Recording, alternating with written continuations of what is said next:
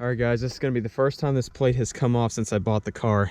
Take out the good old Swiss Army knife, which I actually, on a side note, just ordered a new one of these. For some reason, hardcore got into them. So I ordered another one. So you guys will probably be seeing that soon because I'm very excited about it. But anyway, let's go ahead and take this plate off. This plate, the reason why I didn't do the antique vehicle plate sooner is because I wanted to keep this plate, as this is my very first license plate. I didn't want to give it up. So these stickers are going to come off of here and it's going to get cleaned up and kept because this is like going to be treasured forever. It's very special to me. Anyway, let's go ahead and get started here. Here's one.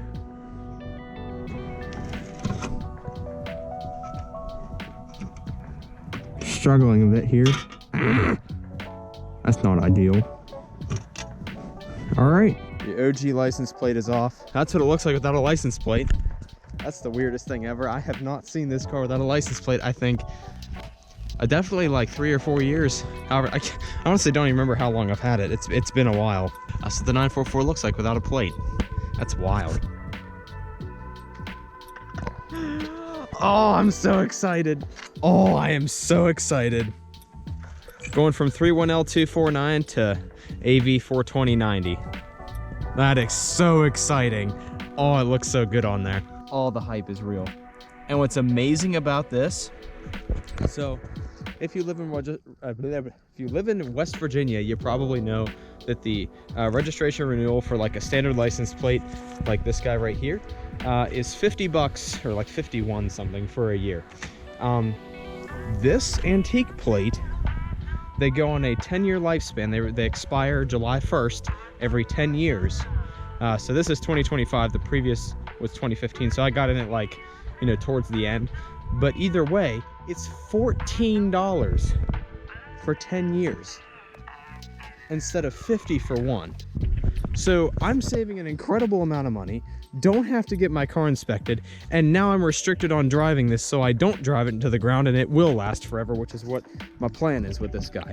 Next part of the video is going to be me taking this out for a drive with no exhaust, or not no exhaust, but de-restricted exhaust, so you guys can actually hear what it sounds like and my thoughts on it when I'm driving, if you can even hear me. And then we're going to throw the muffler on it and do it another video driving after that. All right, well guys, as promised, it's an absolutely incredible day out, by the way. As promised, I wanted to bring you some knowledge on the 944's exhaust. So this is a full 2.5-inch Lindsey Racing setup, MSDS headers going into the Lindsey Racing exhaust that is completely de-restricted. I mean, no cat, no muffler, literally nothing. Just straight pipe the whole way back. All right. Now, I've been trying to find videos like when I originally did this. What in the world? Ooh, what's that from? Is that my clear coat? I have no idea what that is. That's not clear coat. I don't know. That's wild. Anyway, it needs a wash. So I was looking for videos on like what this car sounded like de-restricted versus like a muffler or whatnot, like so that I can get an idea on what I wanted for my car. However, I didn't have the luxury of that. I could not find any videos or anything on the internet to tell me or lead me in the right direction of what should I do, muffler or no muffler, and which muffler should I do if I do a muffler. So I'm bringing this content to you guys now. This is 100% de-restricted. I'm gonna do driving with it, that way you guys can hear it. I think it sounds absolutely amazing. My only problem is because it's a 944 naturally aspirated, it's not fast at all. So whenever you have to, you know, get up to speed, it's incredibly loud because you're not just going easy on it. You have to, like, you know, purposefully put your foot on the gas to make it move. So yeah, it's insanely loud just driving at normal speeds, which is my only problem with it. I like it being loud when I'm getting on it, but like the problem is you have to get on it fairly often because of how slow it is.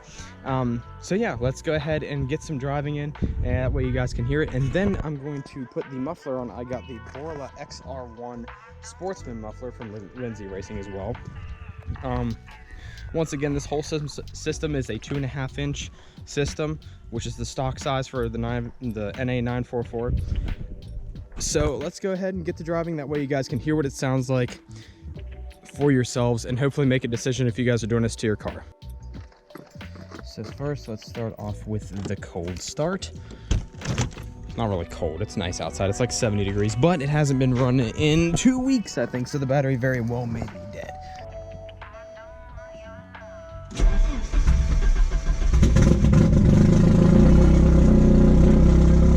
There we go.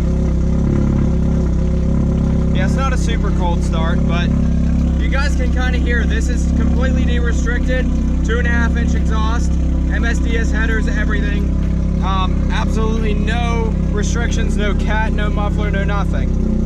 This is how loud it is on a 70-degree cold start. You can only imagine in the winter, it's pretty loud. It's vibrating the ground. All right guys, so this is idle.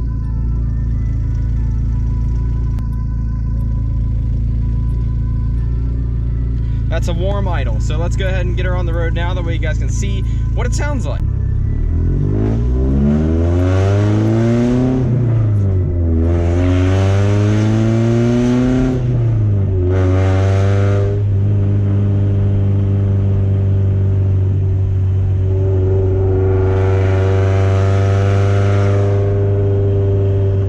So as you guys can hear, it's extremely loud, but it sounds really good.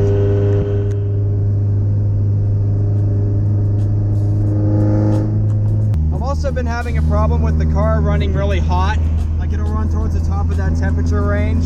So I'm just running with the heater valve open. It seems to make it run a little bit cooler. I'm assuming because the coolant's taking a wider path of flow, but I definitely need to get that figured out.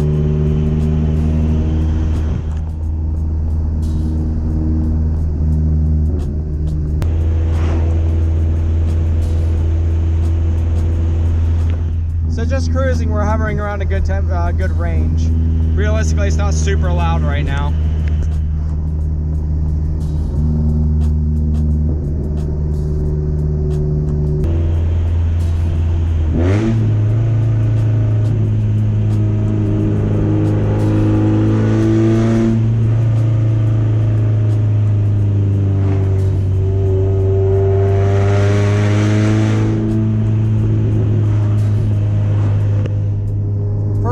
That's about quarter throttle, maybe closer to half.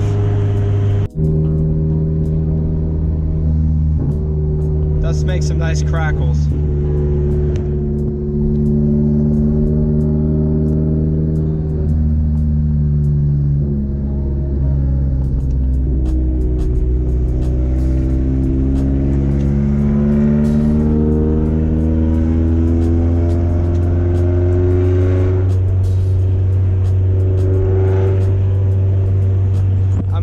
About that much.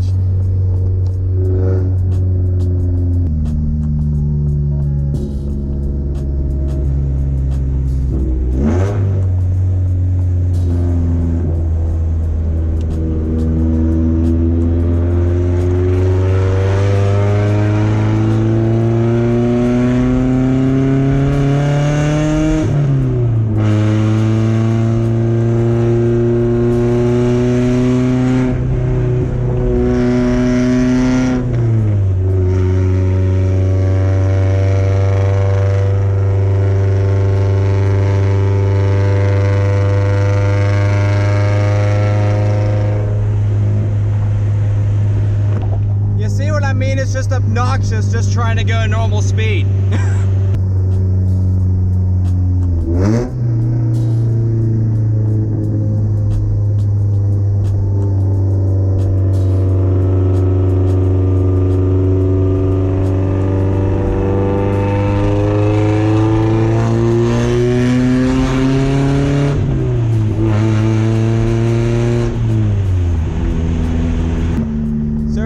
Cruising in 5th gear at about 60 miles an hour.